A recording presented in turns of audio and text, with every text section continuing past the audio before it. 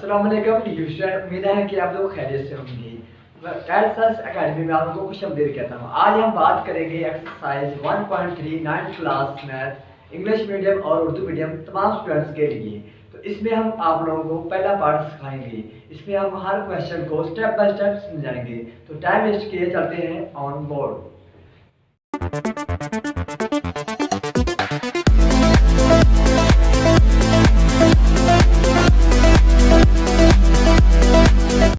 Friends, सबसे पहले बात करते हैं क्वेश्चन नंबर 1 जो दिया गया है। इसमें लिखा गया है which matrices are comfortable for addition, यानी कौन से कॉलम आपस में जमी खासियत रखते हैं। जमी खासियत से क्या मुराद होता है, यानी कौन से कॉलम कौन से मैट्रिक्स आपस में ऐड हो सकते हैं।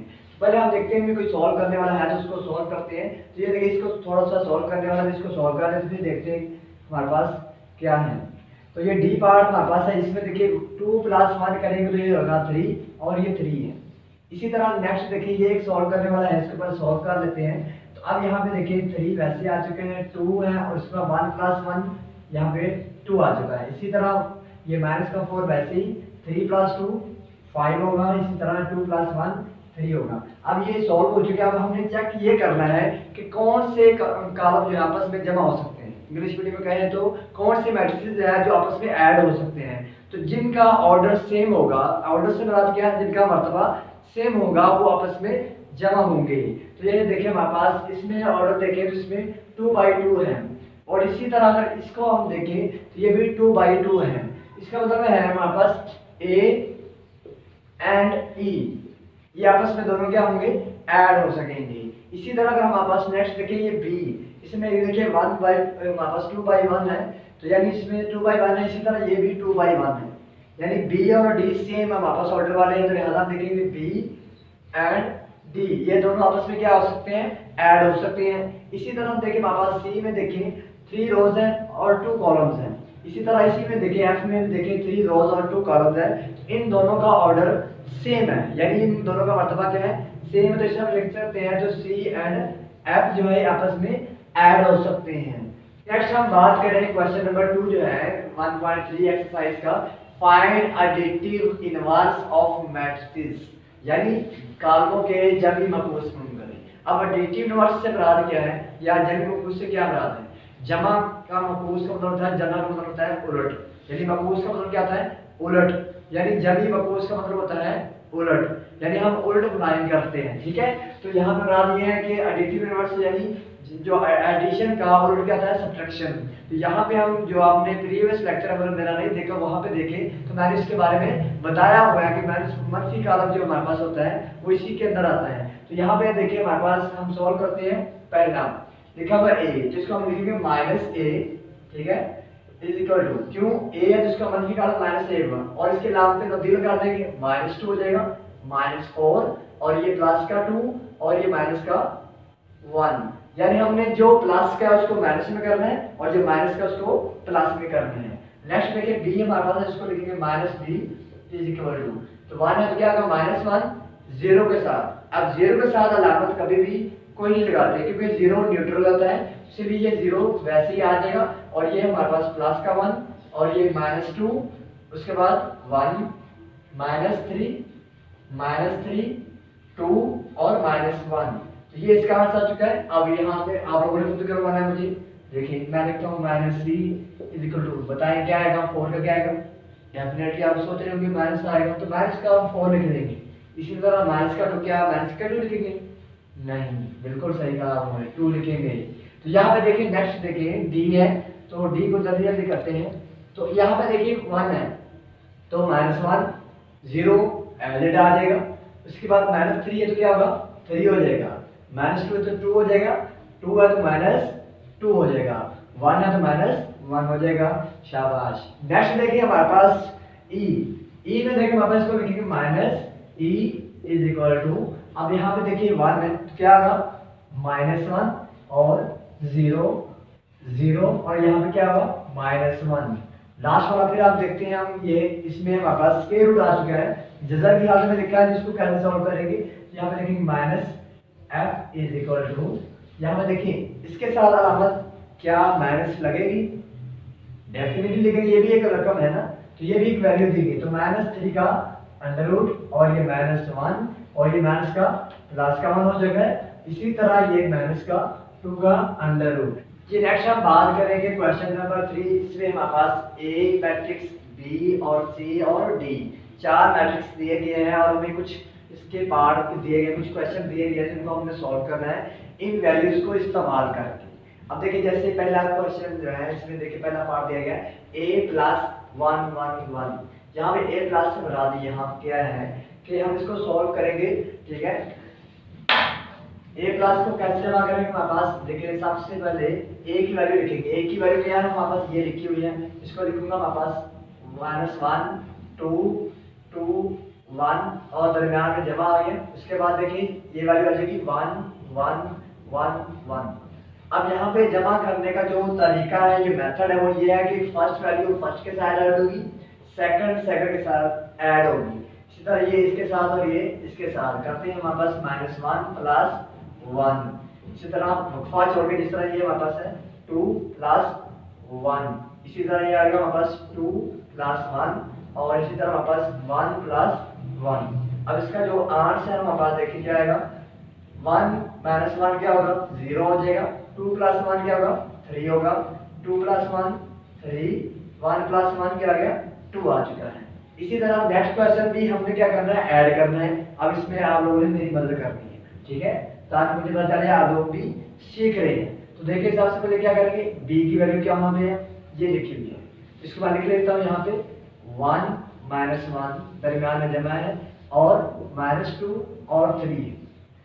अब मुझे बताएं क्या ये रकम इसके साथ जमा होगी, नहीं, ये रकम किसके साथ जमा होगी, ऊपर वाले के साथ। इसी तरह नीचे वाली रकम नीचे वाले के साथ ऐड होगी। हम लिखेंगे कैसे, 1 और प्लस माइनस क्या होता है, माइनस होता है हमेशा। ये मल्टीप्लिकेशन में ध्यान रखना चाहिए कि प्लस और मल्टीप्लाई माइनस हमेशा माइनस होता है और माइनस मल्टीप्लाई माइनस हमेशा प्लस होता है। तो ये रूल आपको पता होना चाहिए। यहाँ पे देखिए +1 प्लस माइनस क्या हो गया, माइनस आ चुका है और ये 2 आ चुका है। इसी तरह ये माइनस का 1 और प्लस का 3। अब इसका आंसर देखिए जरा हमारे पास क्या होगा, 1 - 2 बच जाएगा -1। -1 क्यों है, क्योंकि बड़ी रकम की जो अलामत है वही आते हैं हमारे पास। इसी तरह 3 में से -1 निकालने बाकी 2 आ चुके हैं। तो ये स्टूडेंट्स अभी तक अगर आप लोगों ने हमारा चैनल नहीं सब्सक्राइब किया तो प्लीज सब्सक्राइब कर दें, ताकि आने वाले तमाम लेक्चर आप लोगों तक बार बार पहुंच सके। नेक्स्ट हम करते हैं अगला क्वेश्चन। तो यहाँ पे देखिए C क्लास, ये C क्लास मतलब यहाँ C वैल्यू क्या है, ये देखिए मैंने लिखी हुई यहाँ पे बोर्ड पे आपको नजर आ रही होगी। तो डेफिनेटली इसको हम यूज करेंगे। तो C की वैल्यू हमारे पास है 1 - 1 2 और दरमियान में इसके भी जमा है। अब इसमें आप लोगों ने साथ साथ बोलते जाना है कि क्या आएगा हमारे पास। आप मुझे बताएं 1 के साथ किसको ऐड करेंगे, डेफिनेटली -2 को। तो 1 प्लस माइनस क्या होता है, अभी मैंने थोड़ी देर पहले बताया माइनस होता है, क्या होगा -2। इसी तरह हमारे पास -1 और +1 और इसी तरह हमारे पास 2 + 3। अब इसको जब हम सॉल्व करेंगे तो 1 - 2 क्या होगा हमारे पास -1 और -1 + 1 क्या हो जाएगा 0 और 2 + 3 क्या होगा 5 होगा। चलते हैं नेक्स्ट। जी नेक्स्ट हम बात करेंगे क्वेश्चन नंबर 3 के नेक्स्ट पार्ट की तरफ। देखिए क्वेश्चन पार्ट नंबर 4 है, इसमें लिखा है D+। अब यहाँ पे अभी आप लोगों को मैंने इस तरह के सॉल्व दिए, तो D की कीमत हम आपको ये लिखी हुई है 1 2 3 और -1 0 2। दरमियान में क्या है प्लस है और उसके बाद हमारे पास है 0 1 0 2 0 1। अब इनको क्या करना, हमने ऐड करना है। तो अब देखिए पहले के साथ 1 + 0 2 + 1, ठीक है, 3 + 0, इसी तरह -1 + 2, इसी तरह 0 + 0 और 2 + 1, यानी हर एक नंबर ऐड करेंगे तो देखिए क्या होगा हमारे पास आंसर 1 + 0 क्या होगा 1 और 2 + 1 क्या होगा 3 होगा। इसी तरह 3 + 0 3 होगा और 2 में से माइनस का 1 निकाले बाकी 1 आ गया, 0 जमा 0 0 ही होता है और 2 + 1 3 आ जाएगा। नेक्स्ट देखिए हमारे पास लिखा हुआ है 5 पार्ट में 2a। अब इसके दरमियान कोई लामत नहीं है। जब भी हमारे पास इस तरह की सीन हो तो तब हमने समझना है कि ये मल्टीप्लिकेशन हो रही है। अब मल्टीप्लिकेशन 2 के साथ किसको करना है, a को, a से बाद a की वैल्यू को। अब ये a की वैल्यू लिखी हुई है ये मैं लिखूंगा, यहाँ पे सॉल्व करूंगा 2 और यहाँ पे लिख दूंगा ए की वैल्यू क्या हमारे पास -1 2 2 1। अब इसके साथ हमें 2 को मल्टीप्लाई करना है, तो मल्टीप्लाई कैसे करेंगे देखिए, सिंपल इसको लिख देंगे 2 मल्टीप्लाई -1, ठीक है, 2 मल्टीप्लाई 2 2 मल्टीप्लाई 2 2 मल्टीप्लाई 1। अब इसका जो आंसर बनेगा हमारे पास -2 4 4 और 2। इसी तरह देखिए नेक्स्ट ये हमारे पास -1 भी लिखा हुआ है, इसको जब हम सॉल्व करेंगे तो -1 इंटू डी की वैल्यू हमारे पास यहाँ पे लिखी हुई है, ठीक है, इसको मैं लिखता हूँ, हमारे पास लिखी हुई है 1 और -1। अब इसके साथ -1 का मल्टीप्लाई करेंगे तो क्या लिखेंगे हमारे पास -1 मल्टीप्लाई 1। इसी तरह नीचे भी हम लिख देंगे -1 मल्टीप्लाई -1। अभी मैंने प्रीवियस क्वेश्चन में आप लोगों को बताया था कि हमारे पास अलामतों का जो है कि जब भी माइनस और माइनस मल्टीप्लिकेशन होती है तो वो प्लस में होती है, और अगर प्लस और माइनस मल्टीप्लिकेशन होती है तो वो माइनस में आती है। तो यहाँ देखिए प्लस माइनस माइनस और 1 को माइनस से मल्टीप्लाई करेंगे तो 1 ही आएगा। इसी तरह ये भी देखिए हमारे पास माइनस माइनस प्लस और 1 को 1 से मल्टीप्लाई करें तो 1 ही आएगा। चलते हैं नेक्स्ट। जी नेक्स्ट हम बात करेंगे लास्ट, इसके 3 पार्ट हमारे पास रह गए हैं क्वेश्चन नंबर 3 के। इसमें देखिए -2c, इसका मतलब इसको भी हम मल्टीप्लिकेशन करने लगे, जिस तरह पिछले क्वेश्चन में हमने मल्टीप्लिकेशन की है। तो देखिए हमारे पास -2 आ रही है, उसके बाद c की वैल्यू हमारे पास ये लिखी हुई है 1 -1 और 2 1 -1 और 2। इसके साथ मल्टीप्लिकेशन हम अगर करते हैं तो कैसे करेंगे, हमारे पास -2 मल्टीप्लाई 1, उसके बाद -2 मल्टीप्लाई -1, उसके बाद हमारे पास -2 मल्टीप्लाई 2। अच्छा, अब बार बार बच्चे कहते हैं ब्रैकेट लगी इसके दरमियान ज़रूर की निशान नहीं मिल गई, तो ये क्यों नहीं हम लगाते। बार बार ये होता है कि ज़रूर को हम ब्रैकेट के अंदर भी लिखते हैं तो ज़रूर ये होती है, जब इनके दरमियान कोई लामत ना हो तो समझ रहे ये मल्टीप्लिकेशन हो रही है, ज़रूर हो रही है। तो यहाँ पे देखिए हमारे पास -2 को 1 से मल्टीप्लिकेशन करें तो क्या होगा -2, और इसी तरह हमारे पास माइनस माइनस प्लस, तो 2 को 1 से ज़रूर करें तो 2 ही आता है हमारे पास। इसी तरह प्लस माइनस माइनस 2 मल्टीप्लाई 2 4 आता है, तो ये हमारा सॉल्व हो चुका है। नेक्स्ट देखिए लिखा हुआ है 3D।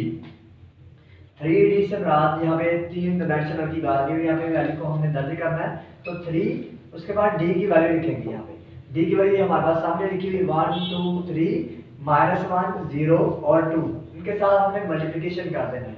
तो 3 मल्टीप्लाई 1, उसके बाद 3 मल्टीप्लाई 2 3 मल्टीप्लाई 3, इसी तरह हमारे पास 3 मल्टीप्लाई -1, इसी तरह हमारे पास 3 मल्टीप्लाई 0 और 3 मल्टीप्लाई 2।